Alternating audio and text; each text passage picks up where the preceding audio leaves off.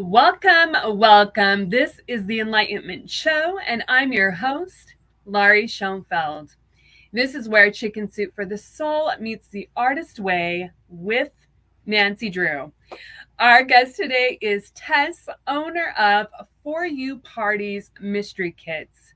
We're going to be chatting with her today all about her business and how her kits turn dinner events into a whole party full of wonder. Hello, Tess. Welcome. Hello. Hey, Missy, what's up? I am so excited to have you here, Tess, as we've been online friends for a while, chit-chatting about our love for all things mystery. Yes. And I'm super excited to talk about your kits because they are intricately made, absolutely playful, filled with wonder. And I'd love to share this with everybody today. So, all right. Well, where do you want me to start? Let's dive in first off on what are For You Party mystery kits. How would you explain them? Many people have said, "Oh, so do you like set up? You have like a stage and people come." I'm like, no. This is for you to have in your home. You could also have it at a restaurant, but typically, it is a box that I ship to you, and it's got script booklets. Like, you don't have to memorize anything. People are very frightened of that. I don't know. I can't memorize. It's not that. You have a script booklets that you read all the information. I knew I would be stuttering over this. The little kit has everything that you need aside from food or beverages. So it's just me prompting you. Like, we love to celebrate our kids' birthdays. And as we get older, I think we celebrate ourselves less and less. My dad would celebrate, it's Thursday, let's go out for dinner. Or, everything had to have some kind of a push for people getting together. They were always entertaining. My parents always had a house full of people. Of course, I was always banished to the child's table, so I thought I'm going to fix that one day. But my games are, I ship it to you. The first thing you're going to open is a party planner, because I think people are like, I still don't get it. So that really, it addresses absolutely everything. It's got like decorative tips, how you want to set an atmosphere. Every single one of my events, there's 4 of them, takes place around a table with food. You can tell I'm a farm girl because everything has to go back to food. There are 4 different games. The one that you just held up was for 6. That's probably my favorite game. It's for 6 women. But what you can do is you just invite a handful of friends. You can take a role on as the host or hostess, even if you can play as well. So it's all set aside time-wise. So let's say you want to serve the dinner and play a role. So what we've done is, my husband is a good chef, so he can cook, but you can plug something in the crock pot, you can put something in the oven, and the booklet and the scripts pace everything out. The party planner will kind of delineate how to set the clues, because everyone will have a sealed clue to open. And they're all based around a murder. These 4 are all about murders. And the guests will come. Nobody knows who the murderer is until, I think, midway through the script booklets, because we've done some. And the first one that we did, 11 years ago, we'd ordered on Amazon, and they're great. University Games, I'll plug them. They're very good. Mine are a little bit different. But the first one that we did, I was a little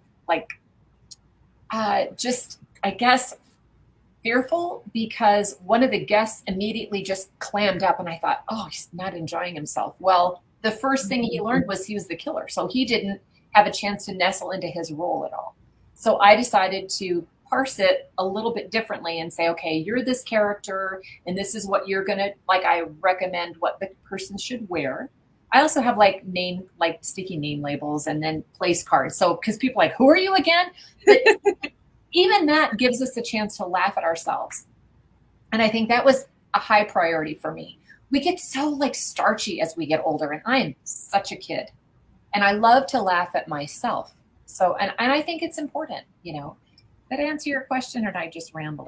No, this is perfect. And I'm going to show a few things, because I ordered my own mystery kit And it was so playful and fun, Tess. I actually had my two oldest daughters, 16 and 14, open it with me, and we both just oohed and awed the whole time. Okay. Here's some cute little, so she has little fun party favors that you can put on the table. She makes this. Those are actually the clues. Those are the clues, but you wouldn't know that. Thank you, because you didn't open anything. I did not. Those are everything. Let me preface, everything that's going to be sealed or that is sealed is to remain sealed until you host the event. Okay, got it. Okay. No cheating, no spoilers. Yeah, it's got to be an event. Yeah. No, yeah. That defeats the purpose of the fun if you're cheating beforehand. That's not fair. So I have to say, I'm going to speak this out for those who are listening on the audio, but she sends a party planner guide. And what I love about this is I'm such a foodie. I love sitting at the table and eating with family and friends, but I also love play, wonder, and mystery. So this was like, all my senses were very excited as I was moving in on. She gives information about choosing your character, assigning the roles, what kind of drinks you can make, guys, what type of entrees, different. There's a food menu, which some people who really love to cook, and I love that. I am not really a cooker. And so I really loved actually having, this is what you could make, and it was all written out for me. So I could just come to this and say, okay, this is what we're doing. Every single detail. She has postcards. I'm not going to show any of the other stuff because I want to keep some of this kind of a secret for those who are opening the box, because it's a lot of fun to see everything that's inside. But we have here different types of mysteries that she does. So Ocean's 10, this is for another kit. And then on the back of the card, she writes what the blurb of kind of what to expect for that mystery will be as well. So these are just a few little things that she puts in there. There's so much more, but it's very playful, filled with wonder, very easy to put together as well. She leaves everything. She does it all. You have the event, pick a costume, but it's not a lot of heavy duty work. It isn't. That's why I try to include, as you said, everything in the box. So it's kind of like a gift. So you open it up and then it has all the, suggestions. The menu there is actually from the Chateau Marmont. That's what they offer on their menu. So, anyway, so those of us that aren't able to go anymore because now it's all privatized, that's what they used to offer us peons and peasants. At any rate, each mystery is completely different. And the one that you chose again was about the Oscars. And that was right after the pandemic. So that was kind of what prompted me to continue to write my own, because people were really cooped up and cabin fever. And I thought, well, once we started getting away from that, I thought, well, this is a really good time. So this particular one, Ocean's 6, is about 6 snarky divas. And I really can't say anymore because there's a big twist in it right away. So I'm super excited for you to have yours. And I'm happy to go ahead and promote the card. So this is about the World's Fair. And I did a lot of research about this. And I think also because I'm very much about like women-owned businesses. So one of the characters in this one, her name is Lula Briefs. And she, I can't say that, can I? Oh, doggone it. Anyway, but Pinkerton Detective Agency actually was, it's a bona fide business. And they were supposedly the first, I think, detective agency that hired a female detective. And they're up there with Scotland Yard and the FBI. It was a precursor to a lot of the more vaulted detecting agencies. Ocean's 10, you had flipped up that card. This is about, there's an actual mystery about a cross that was discovered by, I don't know if you remember Jacques Cousteau. I think that's familiar with a lot of people my age and older. But there was a TV show about a scuba diver, and he was always doing, unearthing something. Teddy Tucker was in Bermuda, and he actually found a cross that was, Even to this day, it's the Maritime's greatest treasure find. It's a gold cross with 7 emeralds as big as musket balls on it. And I'm not giving anything away in the story. If anything, it's more enticing to know. So he found the cross, gave it to the government of Bermuda. They opened up a museum, and he and his wife maintained it. The Queen of England was going to come and view it. And right before she arrived, they got everything ready. And when she got there, they realized someone had stolen the real cross and replaced it with plastic. So, and that is still to this day, they still haven't solved it. The World's Fair, it's more about, I think, the cast of characters that attended, because they're all real people, like the Sundance Kid and Ella Place, his fiance, Helen Keller. Anyway, and then the one I just finished is about Bora Bora. And I learned about World War II and how Bora Bora is one of the Society Islands, and the U.S. Army and a couple of their allies had a military base there. And the planes were able to like puddle jump, or whatever it's called, to Society Islands and then fuel up. And then they were really the ones that helped end the war, because they had the surprise attack on retaliation for Pearl Harbor. So they attacked Japan and ended the war. So those are my 4 games, kind of like the basis, I guess I could say. What inspired you, Tess, to first start creating your mystery kits, but then taking it to building your business? Well, like I said, to be redundant, we had been ordering them online, and we kind of ran out. We did them every year for 7 or 8 birthdays, I think, for Robert. And then I realized, there weren't any more being written. Plus, I wanted mine. I'm very kinesthetic in my learning. I have to still love Play-Doh. And I think it's why I like baking for so long. I love being able to touch everything. And the games that people like, how can I say this? I don't want to be disrespectful, but there are many people in the industry now that are like, I'll send you a link and you can print it out on your computer. I don't do that. Those aren't my games, because I don't think it's fair for me to have you print everything out. Plus, I enjoy it. Plus, I'm kind of OCD, so I get to make sure everything is right. Let's just face it, it's just me. So I decided to have more, like you picked up that pillow box. Those are like real things, items. Most of them are off of Etsy. Of course, there's a few on Amazon. But I just want it to be more immersive. And I think just reading a piece of paper, that's fine. One of my games is more that way. But as I continue to write, I thought, people are really enjoying these. So I say, please, make your guests dress up. It's fun to have, like you said, the element of wonder. Like, I dress up every year for Halloween. So this is good for us, for adults, and again, trying to convey how you host them. I have nothing to do with it. Like, I don't come, one of the guys, my husband knew, he was like, yeah, we're at a big event. He's like, yeah, Tess comes over and decorates your house. I'm like, no, I don't. They're expecting me to show up with like a marching band or something. I'm like, no, it comes in the mail and it's up to you. But I just really love to write. I love mysteries. I think you and I definitely connected on that. I mean, Nancy Drew, I grew up with like the Bobbsey twins. That's, yes, I know. Good Lord. But I think, it's fun to try to solve things. And I think also it's kind of for me, it's kind of therapeutic. You get your own little mystery, and then the bad guy gets caught. Maybe that's what I'm trying to say. I love it that the bad guy. Yes. And you mentioned, Tess, that it takes a year for you to really do the research, which I was very fascinated as I was pulling out all the details, wondering how much research and time and you put into this. Can you talk to us about that? Like, what does the process look like for you? Well, first of all, I have to kind of figure out I start off with what is going to be the basis for the murder. Is it a relationship?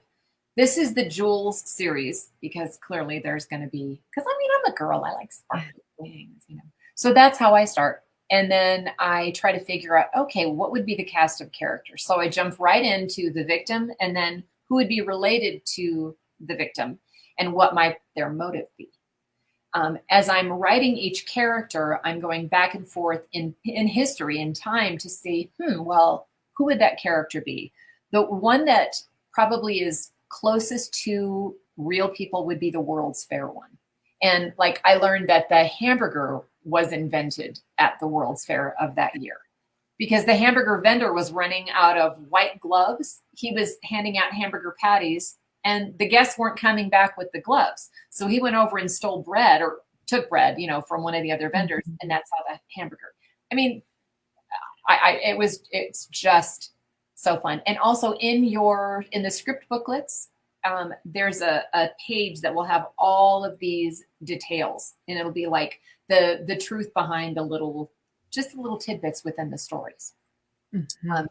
And I try to, like when I say like the tip on how to set an atmosphere in your dining table, it's kind of daunting. One of my customers was like, I can't do it. I said, yes, you can. Just pretend. No one's going to judge you. And I think, people get because they get nervous. Some people really, and I'm that way. I'm not a big social butterfly. I've always been kind of more introspective. But this is perfect because it's for someone like me who I stutter when I get nervous. So I haven't stuttered yet. I'm pretty proud of myself. But I think it just helps us get out of our own head, come out of our shell. And I try to write the characters and the scripts kind of like there's no cursing. I swear like a sailor, but that doesn't really fly when I'm trying to sell something. So, so I'm like, I can't say that. Back up. But I try to make sure that the character is very illustrious. And of course, there's a couple, there's one that's her name is Ruby Rivers, and she is in Ocean's 10, and she is very much, she loves rich old men, But it does take a lot of time because I want to make sure. I had one customer ask me if I could write something about like the hip hop industry, and I'm like, no, I'm sorry, I don't know anything about that. I wouldn't even know where to begin. Not that I'm, an expert on any of the other stuff, but I'm trying to write characters so that it doesn't matter. Like even men, if you're a guy, someone could step in and play Ruby Rivers, added bra or whatever. It's about having fun. Like you said, the wonder, just doing something different. These games are starting to get some traction. I saw like Charlize Theron. She's not one of my customers yet. Maybe she will. But she was on Jimmy Kimmel and had promoted this type of thing. And she said, it just dawned on me that I realized I'd never seen any of my friends, her speaking, like play a role. So I thought, that's kind of interesting. So, marketing to like kids in theater in college, that's going to be like my next thing. Right now, most of the games are based around adult characters and more aged characters. But I'm trying to, maybe this next wave of games that I'm writing will be for maybe a younger crowd. I'm not really sure. I love that so much, Tess, because you're talking about students and I'm thinking like, the space of improv, of how that's such a different role when you let yourself go. Yeah. And being that wonder, but it is really difficult sometimes to let yourself go when you're in an improv and that you're supposed to, but it's like, I don't know what's going to come out. Yeah. Well, yeah. And there's some of our best friends, when they came over, we also have to have a dry run, because I'm the only one, like I do. And that's what people like. I do it all. I do the research. I write every script, every word. I do all the editing. I make all the clues. I print everything out here. I love it. It's like having a baby for me. I mean, I've had 4 kids, so I know there's a big difference, but it's kind of like it's my project. So one of our friends came over and he was Seymour Butts III, and he shaved his head. So that it was fabulous. It was really fun. They really get into it. But even for my own games, I'm a little reticent to like really express myself as a character because I get nervous. So I wanted to make sure I experienced what you would experience. Yes. But once you get going, people, I mean, I'm not a big drinker, but some people are, they'll have a glass of wine and whoop, everything is ready to go. Or, just tell jokes. There's one of the games that I provided a couple silly. Oh, another point. They're all written in a very time period manner. So I had to research slang and vernacular and vocabulary and everything that's pertinent to maybe a military base, as in Ocean's 1946, or it's on an island. It's not, it's more of it. They're all islandy-ish, Mm-hmm. And then the 1904, and then Donnie Ducker Crossback in the 1950s in Bermuda, what people might say if they were at the beach, So a lot of it is up to the person to embellish the character. That's why when you do send out the invitations, which we haven't talked about, I'll introduce that. When you send out the invitations that I've provided, on the back is a list of all the characters. So let's say for you, Lori, you're going to send out your 5 invitations because you're going to play a role. The other ladies or whoever that you invite, they can go, oh, well, so these are the characters that I'm going to be sitting at the table with. And then what I've also recommended is, in case you invite people that might not know one another, when you prepare to send out your invitations, you can say, okay, well, Lori's going to play, whoever, whatever, I don't know who you're going to be, and then Julie is going to play this character and Frank's going to play this character or whatever. They're all girls in this one.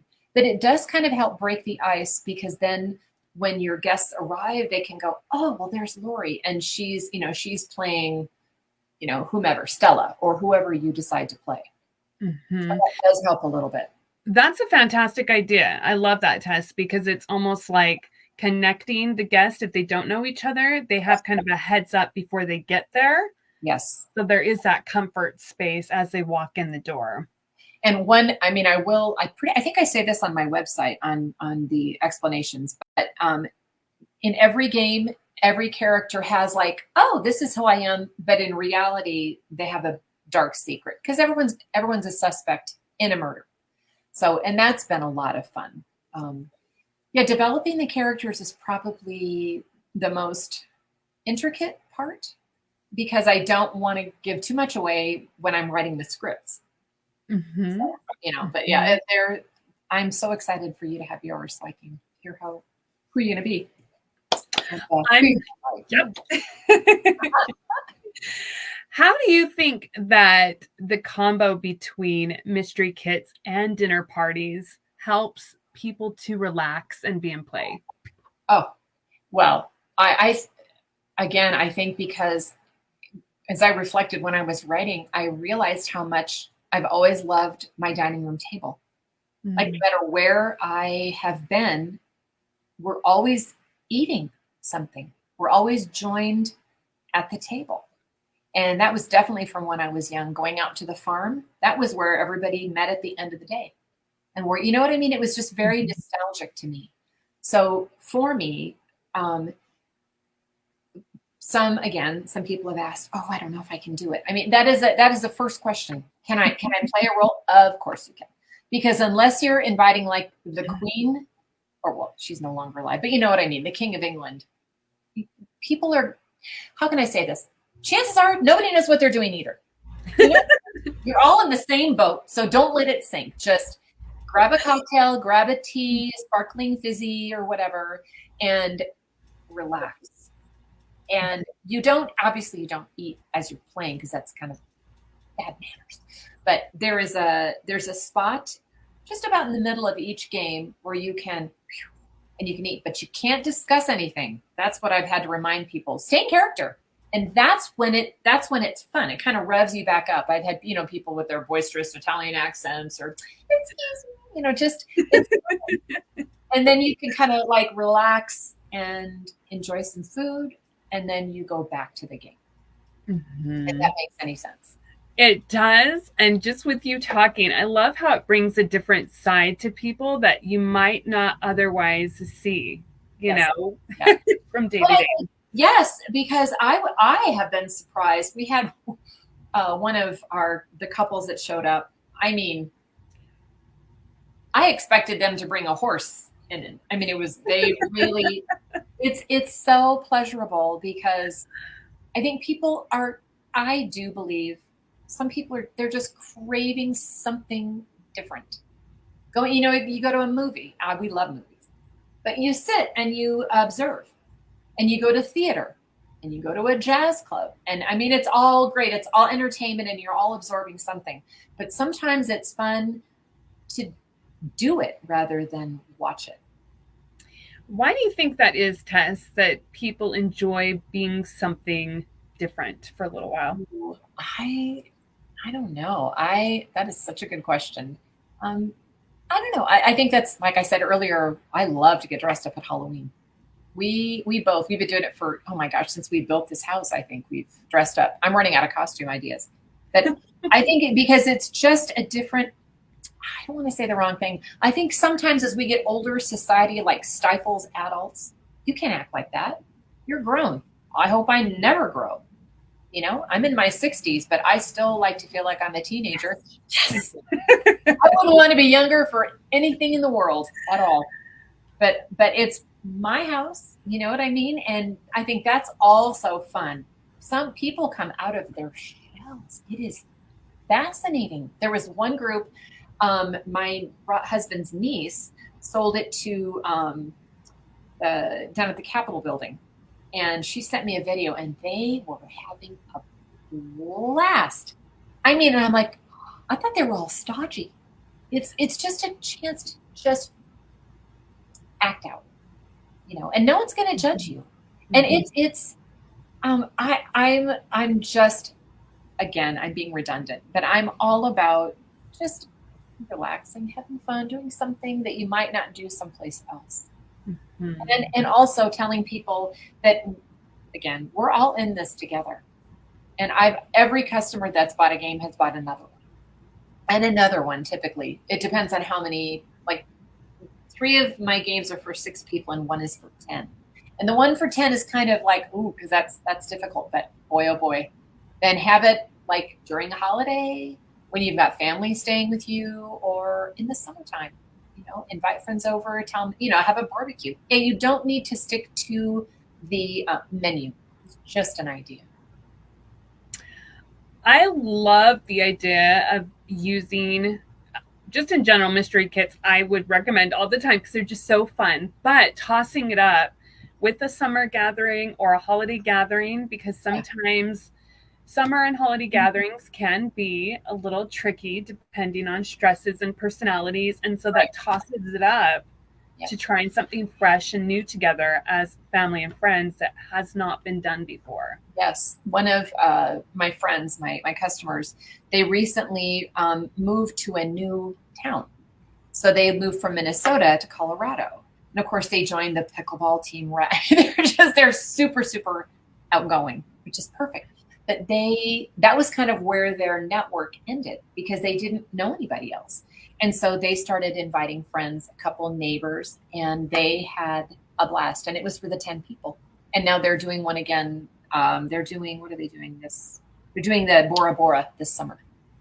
So I just think everyone should get along. I'm very childish when it comes to that. And I think if you've got a common goal or a common interest, that really does help. We're here to have fun. Who are you? What is your costume? And they're not, there's only one that's based around, like, it's Donnie Ducker's birthday. But other than that, it doesn't, and it's not a huge portion of the mystery, but it does come a couple times. So you might have to have birthday cake if you do Ocean's 10. Ooh, the birthday cake, see? That will be the next one, Tess. You said birthday cake, and I already knew it was mystery, and I'm like, done. Well, I think so many of my younger friends, which basically everyone's all younger, they're kind of being reintroduced to the mystery genre because there are so many different types of TV shows and movies and books to read. I think when I was young, it was Agatha Christie was, she was the one, really. I mean, because she was such to get away from like Ayn Rand and some of the other ones that are just very hard to read. It's just, different approach to writing in the world. But I like kind of keep it stupid simple. You know what I mean? Like the booklets I don't have any big words in there. There's nothing you have to be frustrated about. You know what I mean? It's like how people would talk to one another. Does that make sense?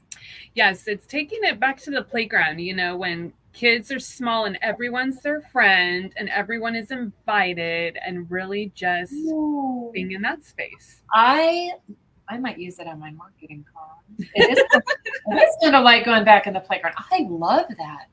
I love that because it truly is. No one's trying to get an Emmy or an Oscar. We're just trying to have fun. I like that. I'm definitely going to use that. You and your mom loved reading Agatha Christie together. So you just brought that up. I would love to hear about that, of your time around the table, sipping tea, talking about Agatha Christie. So the house that I grew up in had a breakfast nook, and there was lilac bushes right outside. I grew up in the Midwest. So Mom always had the window open, and there was always these warm summer storms. And we would sit there. Thank you for asking. Oh my gosh, I won't cry. She just, I think I mentioned the first story that I wrote, I was not even 4 years old. My dad used to buy houses and fix them up. This was back in like the 50s and 60s. So now they call it flipping, but he did it for the government. So he was always doing something. And this was right after he built the university hospitals. So they'd lay out the big pieces of like the butcher paper or the painter's paper. And my mom only told me this. She just passed away 4.5 years ago. So she told me this maybe 8 years ago. I didn't even know. She said, yeah, you sat and you wrote your own story all the way down. And that Dad was not mad, but they had to walk around the paper, and then she always had her nose in a book. And I'm being redundant. But growing up on a farm, that's where she wasn't out with the workers. She was inside. And so she spent a lot of time reading. And so she, of course, instilled in me the love of words, of language, of not so much communication, which is kind of interesting. She was born in the dark ages. But we spent many, many years sitting in the breakfast nook, smelling the lilacs and drinking our tea and reading together. And I think that's probably one of the sweetest memories that I have of growing up. And I'm very grateful that my parents, when they entertained, it wasn't like wild drunken bashes at all. I mean, it was families, friends, relatives, very subdued, but just communal, trying to make sure people, just hung out together, and no strife, no drama, no gossip. And that's what I want to impress upon people. It's just a portion of time where you can join in with your friends. And yeah, you might have killed somebody, but other than that, there's no drama. We have a comment coming in. Hello, Eric. Thank you for joining us. He said, my grandmother had lilac bushes, so wish I had some of it. Hi. I forgot we're live. Yes. Oh, okay. Goosebumps. Well, thank you, Eric. Thank you. Oh, yeah. You said lilac bushes, and it's so interesting. Just like Eric, I thought of my grandma too, because she loved lilac. She had like a lilac perfume that she would wear. And so every spring, if I smell lilac, I'm like, there's grandma, Yeah. And I think that's why I think I'd mentioned my games I try to get some nostalgic flares in there, because many of us do miss times from before, for whatever reason, being younger or just getting married or, falling in love or having whatever was happening in your life at a certain time. And maybe you enjoyed a movie about Bora Bora, or maybe you're a World War II, historian buff. Or just maybe you really are. Sometimes it's like, I get kind of lonely sometimes because my husband just retired from the fire department. And I didn't realize how active we were until we both retired. I love it because I'm such I'm more of a writer. And I think you can relate to that, Lori. We're, kind of, that's not so much a homebody, but I prefer being at home with a cup of tea, and writing. So I try to convey some nostalgia through my games and just more of a camaraderie, I think.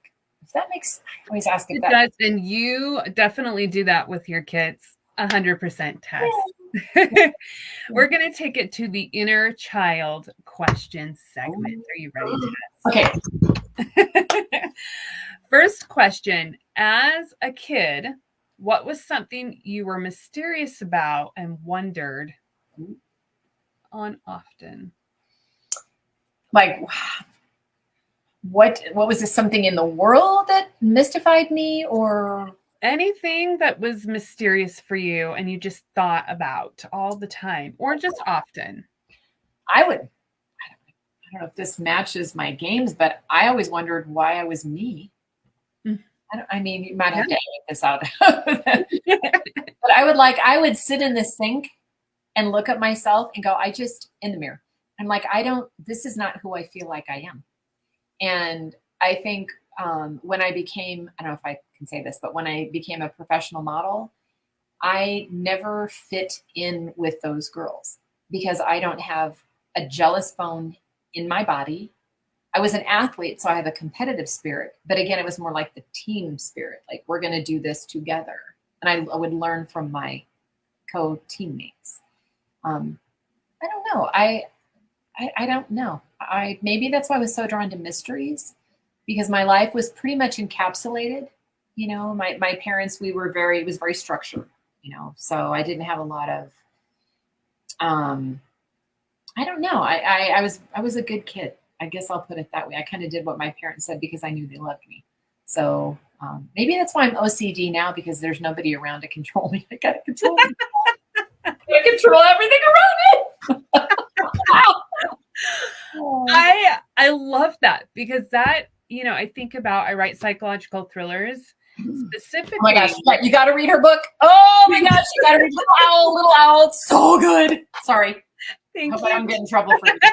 Thank you, Tess. Loved it. Oh my gosh. It's so good. Trying to understand, like the things that you were trying to figure out in the mirror, like what is going on with these perspectives and personalities that I see, but clearly there's more underneath the surface that I don't understand. Those layers are always there. Yes, that is so true. And again, I think as we age and as we have children and as we get out of certain pockets of our lives, whether it's an age or a job where we're a little more free to express ourselves or, be rebellious. I think that the layers of ourselves tend to just dissolve.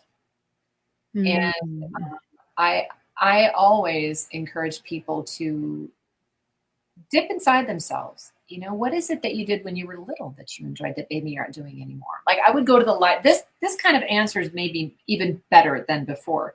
When I was little, I would go to the library and check out books by the droves, but some of them were plays.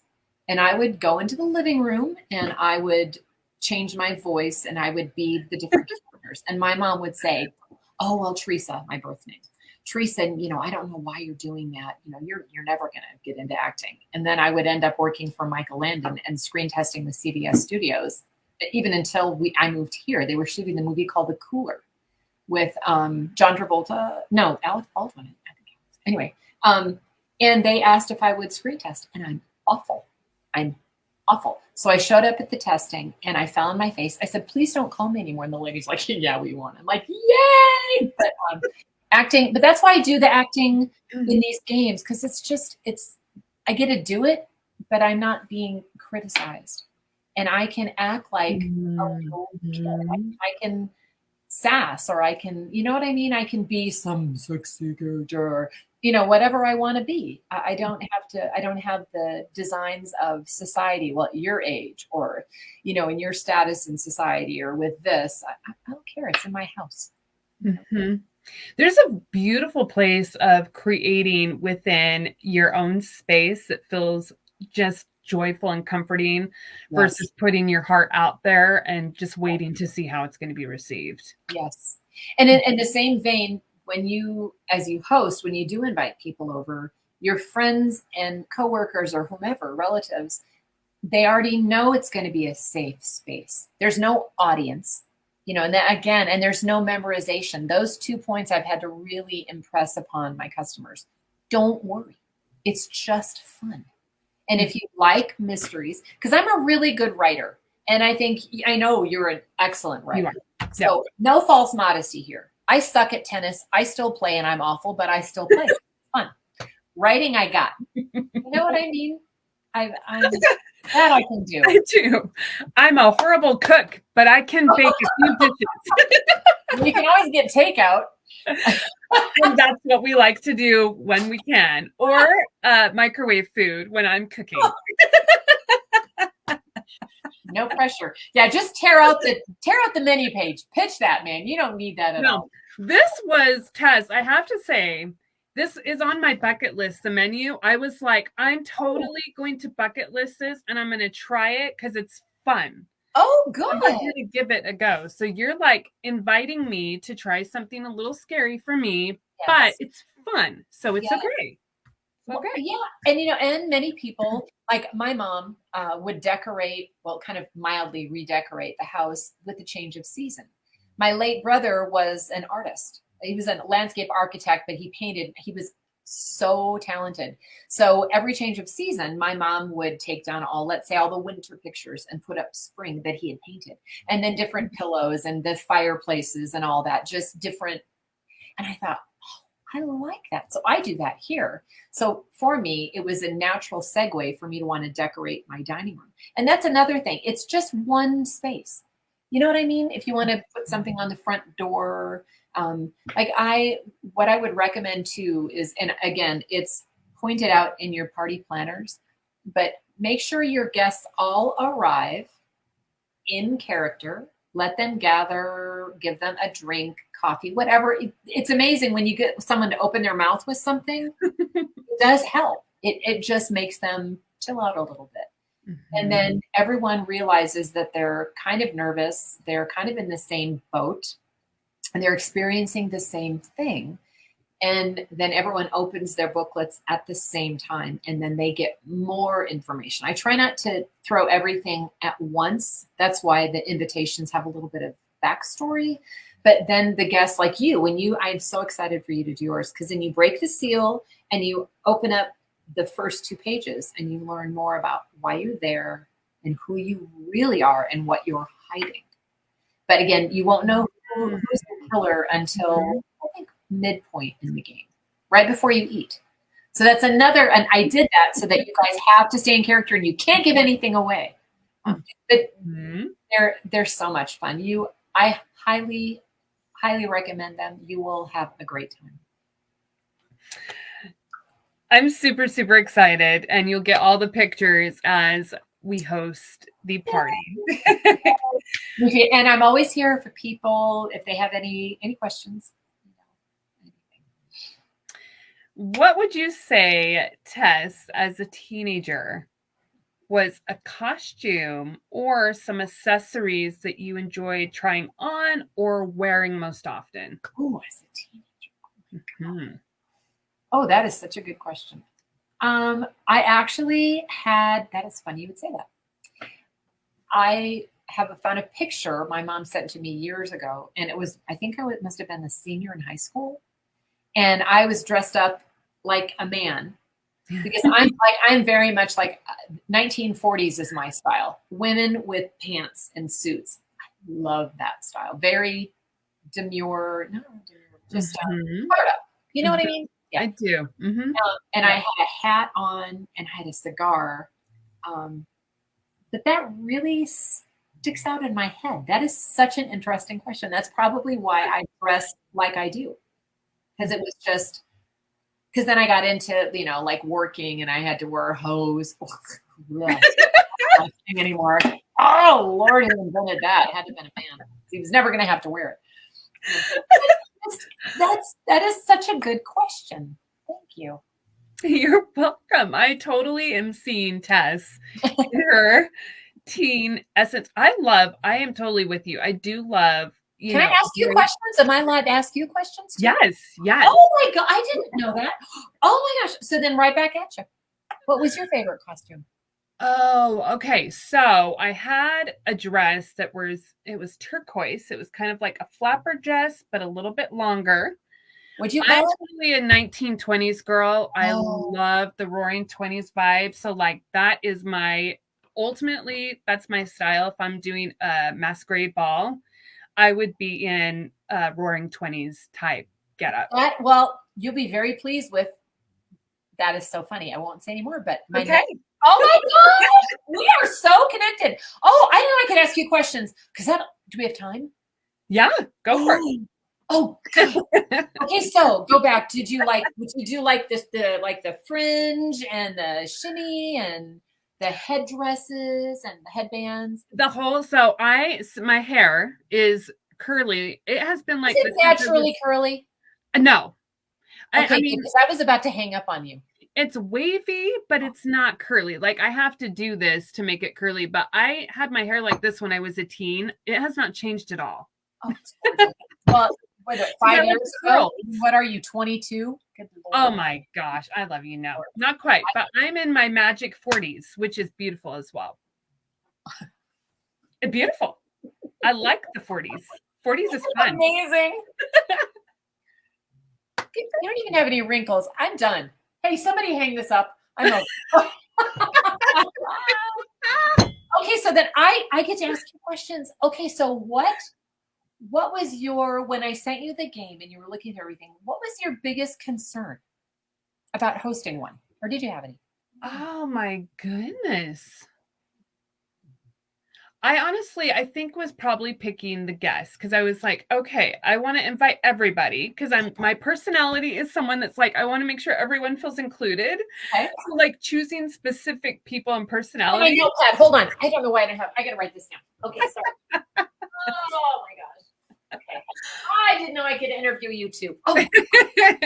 No one has asked if they could ask questions too. So this is a super fun test that you turn the table. Yes. Okay. Including everyone. Okay. Okay. Continue. So just the dynamic of not being able to like invite everybody. Okay. But I think that's just like that definitely is my inner child part of knowing how it feels to be disincluded. And so my adult me is like, no, everyone's invited at my table and I have to make sure everyone feels welcome. I'm going to do a DNA test because if we get any more close, I swear you could be my relative. I totally get that. So then how do you sift and sort through the people in your life to determine who you would invite? Is it someone that you think is like gregarious and outgoing or someone that maybe would like to come out of their shell? Who would you invite? A little bit of both. Sometimes I have a few friends that I know will be 100% in the minute I say it's a dinner party. They're like 100%. But they know you don't cook, so they must be like, oh, this will be fun. Right. Like, oh, are we doing French fries? Are we going to McDonald's? Do I have to bring a Happy Meal? What are we doing? Happy Meals are the way to go. I love it. But then finding new friends too that I don't know very well, but would like to get to know as well. And so trying to lean into blends of both. Yeah. So then when when I had recommended that when you send out do you have an invitation? Do you have one handy? Do you have one of the invitations handy? I have the kit right here. Let's find the invitation. And while you're looking at that dorky box, I had my husband, who's like my biggest fan. He was doing research on having a beautiful slick box made, and I'm like, yeah. First of all, they make them in China, and they're so ridiculously expensive. And for me, it's just something else that's going to go in the recycling bin. So for me, I'm like, everything fits perfectly. All 4 games individually fit perfectly in that. Okay. So here we go. And she packaged it. You really didn't open anything up. Oh, look how obedient you are. Okay. I'm waiting. I am waiting for the right time to put everything together. Well, then this, I'm going to be intrusive. This is a good time to open that up. Okay. Here we go. Okay. I'm with Tess. We're opening it up, and we're going to see what the invitation says. This is very exciting, Tess. I get to do this with you live. It feels like a cool experience right now. I am so glad I get to ask you questions. Oh my gosh. Okay, so here is one of the first. Okay. So that on the bottom, the date and time, one customer was saying, but it expired or something because it's about it's okay. We sorted it out because it's about the Oscars in 2021, which was just post-pandemic. And I don't know if you saw them, but it was just a really odd assortment of locations. They didn't have it at the Dolby because, again, of the pandemic. Okay, so at the bottom, you just put in the date and time, and then your address or whoever is going to be hosting it. Okay, and if you flip to the back, all right, that it will be one of the characters. That's that person's specific character, Pepper Pumpkin. So if you open it up,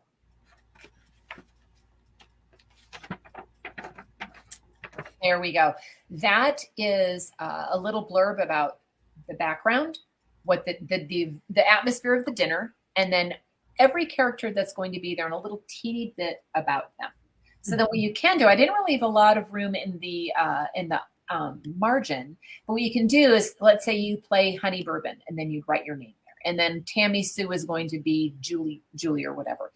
That way everyone can kind of come, like we spoke earlier, they can get there and go, oh, okay, Lori's our hostess and she's going to be this person. But that's all the information that the guests are going to see before the night of the dinner. See, and this goes back into all the details that she just takes care of everything. And I'm going to read this for those who are listening on audio. Okay. On the beginning of the invite, it says, hello, my friend. I have left a ticket for you to attend the 93rd Annual Academy Awards at the Dolby Theater box office.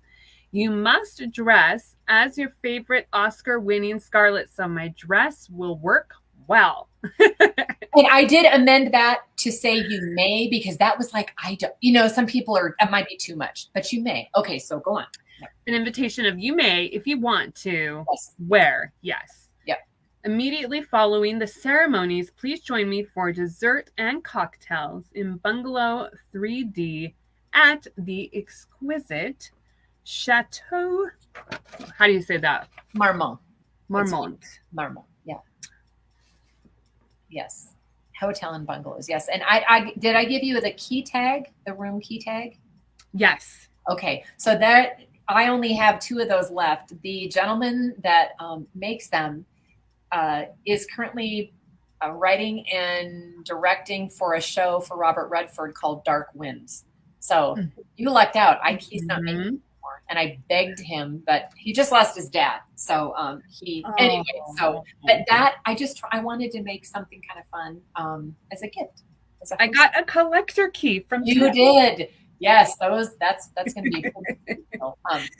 So do you think that, okay, so now that you've had a chance to look at that, is that helpful? Do you feel like there's more than I thought? Or what's your feeling on that? It is honestly, Tess, one of my most favorite things about opening the box is that it was so simplified for me.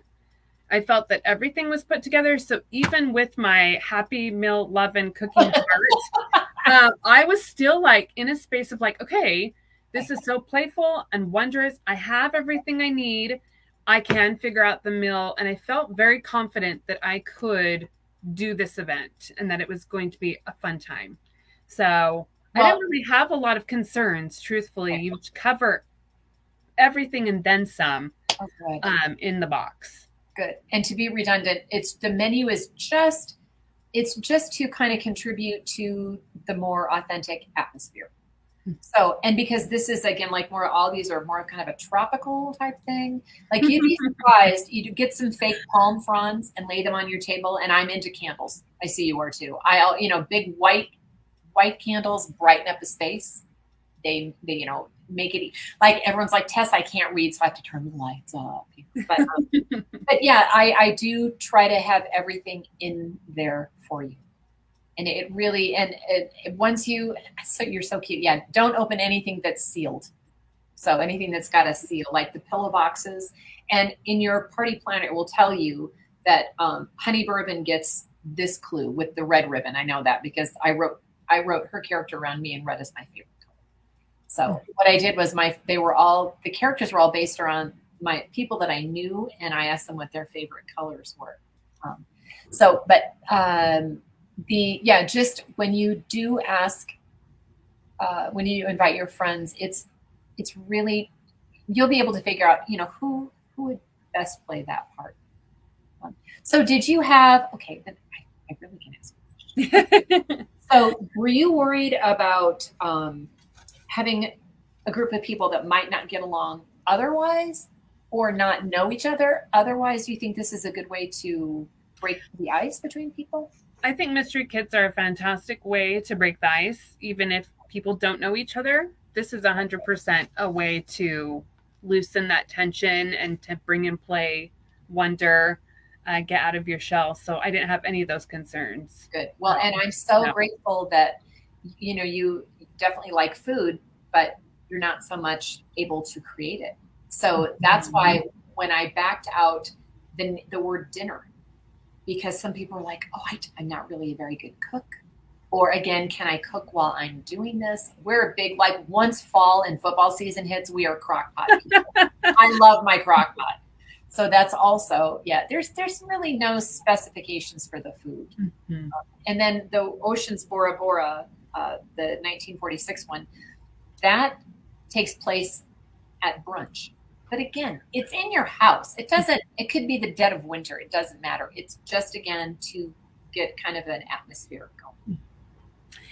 Before we end today, Tess, can you share with our listeners and our viewers what living a creatively abundant life means to you? Wow. For many years, I was in jobs where I couldn't really express myself. And let's face it, when you have a job, it's, typically most of your day. And then I was a single parent.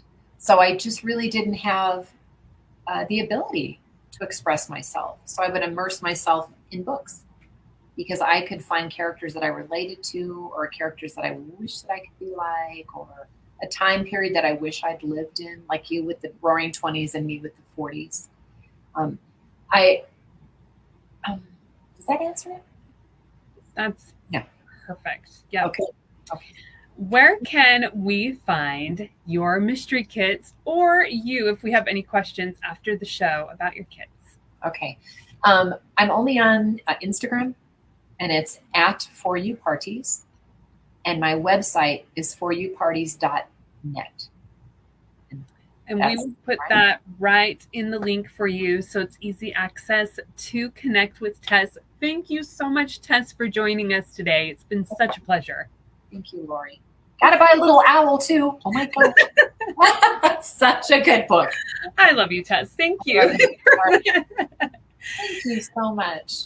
Absolutely. And thank you so much for those who have joined us live and will join on the replay. Remember, as you go about the rest of your week, to find the things that are working for you. You are the creator of your own story. What steps will you take next? Bye, Tess. Thank you, everyone. Have a beautiful day, everyone. Thank you. I don't know what I'm supposed to do. I got you. Okay.